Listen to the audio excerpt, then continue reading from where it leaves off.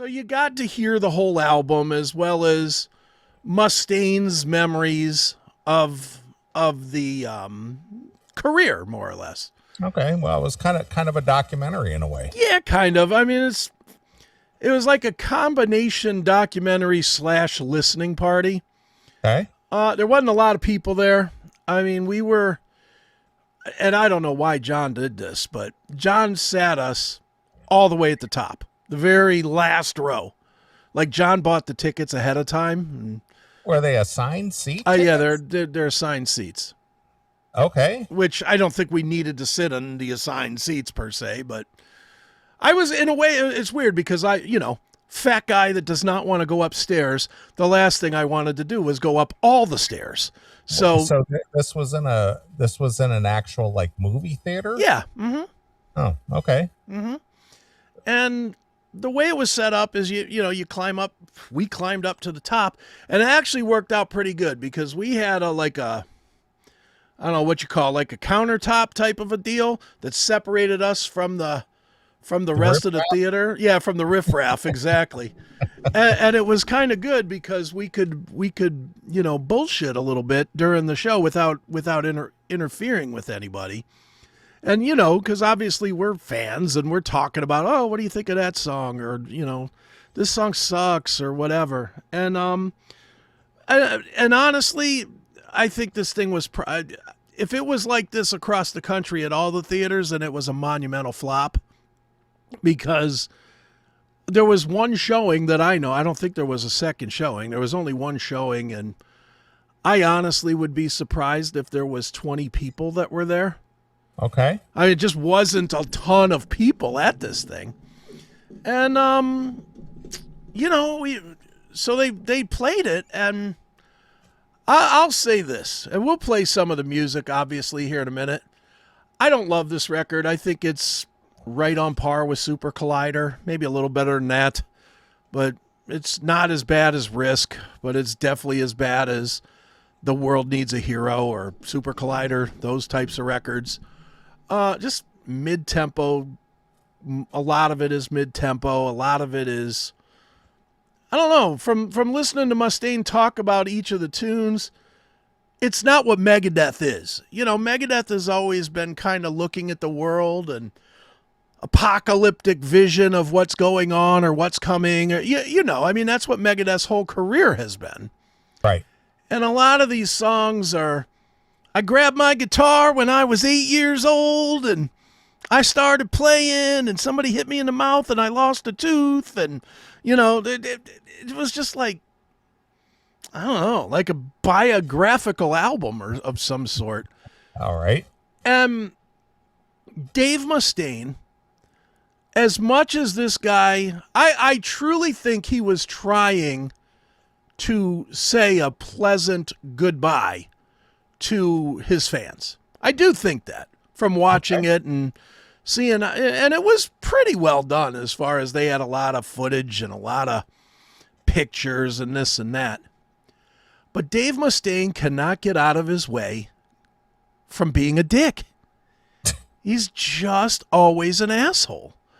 And he just makes up shit. And that was one of the things me and John were just like losing our shit about the lies he, and maybe lies is a strong word, the lack of understanding of his own band and what has happened in his own band, because there's some very obvious stuff that was completely missed in this movie.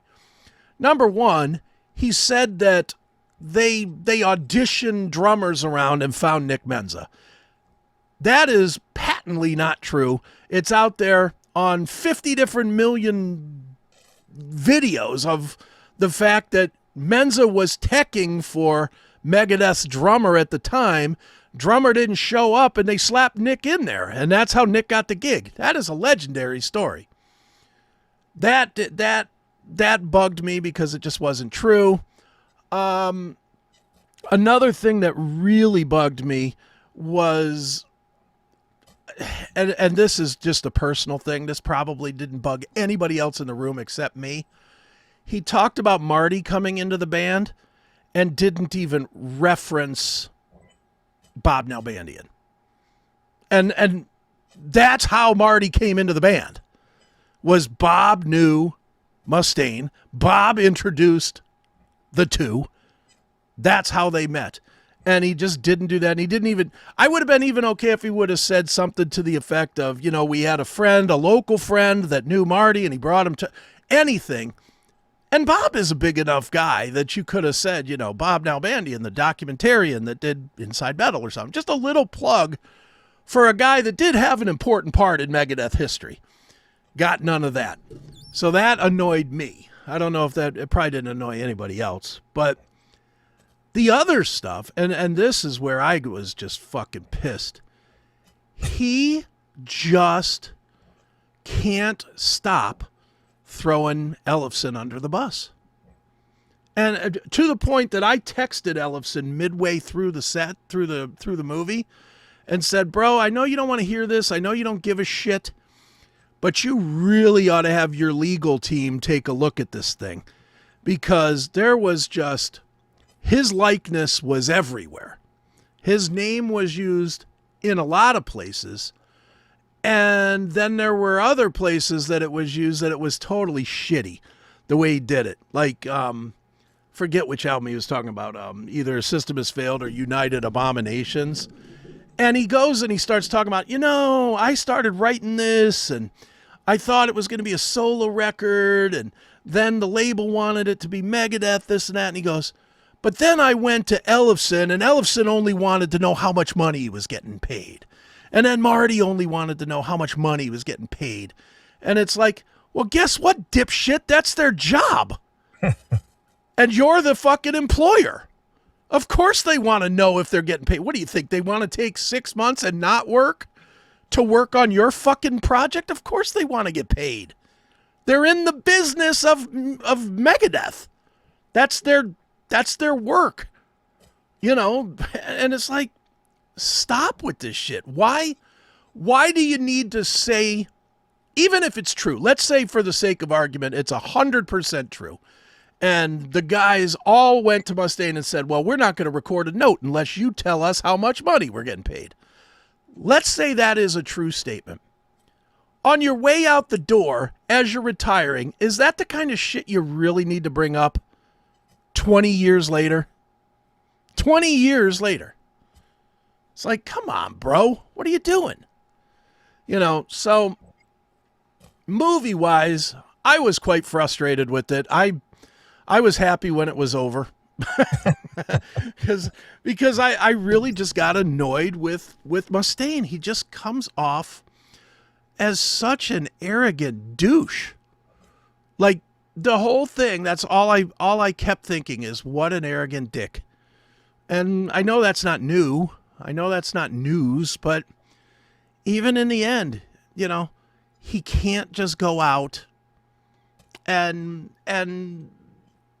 be honest. Just be celebratory of the history of Megadeth, regardless of personal differences or whatever the case may be, because, you know, without everybody who's participated over the decades, you know, he may not have had the career that he's had or the longevity of Megadeth, or have had some great records. Yeah. You know, without the contribution of some of these guys that, you know, made a difference. Well, and even on some of the guys, like he talked about The World Needs a Hero. And he talked about Al Pitrelli coming into the band. And Al is a great guitar player. Let's be honest. I mean, Al is a very, very accomplished guitar player in his own right. So he comes on and he says, yeah, we did this record with Al Pitrelli. Nice guy. Didn't fit us at all, but nice guy. It's like, dude, why would you say that now? Why are you throwing this guy under the bus now? How about just say we had Al Pitrelli for one record, and then we met Sean Drover or Glenn Drover, whichever of those Drovers is the guitar guy. You know, why not just say that? Why do you have to be like, yeah, we had this guy, sure didn't work out for us? You know, it's like, what a fucking prick. I was just so frustrated with this asshole, you know, for the whole thing. And then at the end, you know, they play the Ride the Lightning song that he redid.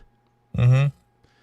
And That was the one time he went full liar and just went about, oh, we, meaning that him and Metallica did so much and, this and that. And he just came off like a liar.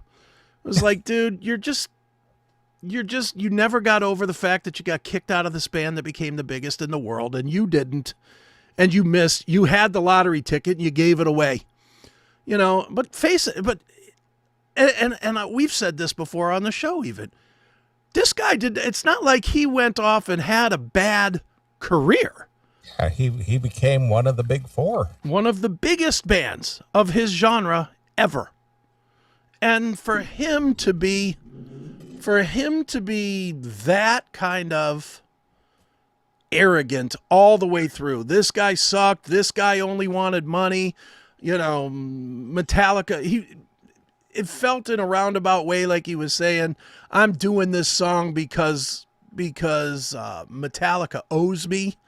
They owe me this kind of a thing. That's what it felt like. It was just, I don't know.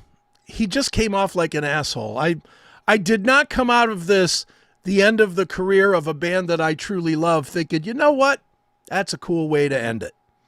I came out of it like, fuck you, Dave. I hope you don't come back. That's really how it felt, man, watching this movie.